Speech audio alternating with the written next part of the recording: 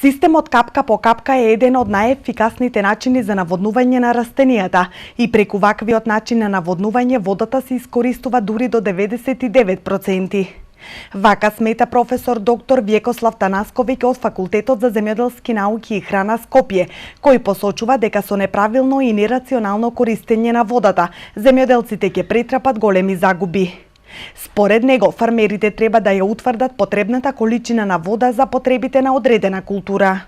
Правилно користење на системот капка по капка во земјоделското производство. Значи не е само фармерите да го имаат системот капка по капка, а повторно да наводнуваат без потреба или од ока, нерационално. Во иднина фармерите самостојно ќе може да ги применуваат, самостојно ќе може да го утврдат времето и количината, точната количина на вода според потребите на самата култура согласно фазите на раст и развитие. Секако дека основна цел е преку самата апликација на водата да се аплицираат и хранливите материи, а самиот момент дека системот капка по капка овозможува наводнување само на дел од културата, значи од коренот на културата, односно дел од површината каде што се наоѓа растението, овозможува и заштеда на вода, односно хранливи материи, а со тоа нормално доколку правилно се наводнува, согласно утврдените програми или режими кои што се утврдуваат преку различни инструменти, да се примени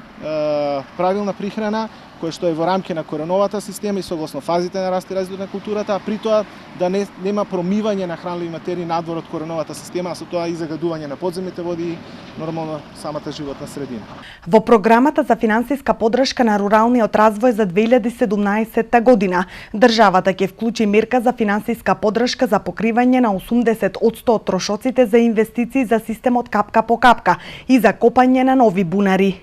Кај нас многу мал број земјоделци го користат системот капка по капка за наводнување, бидејќи го сметаат за скапа инвестиција.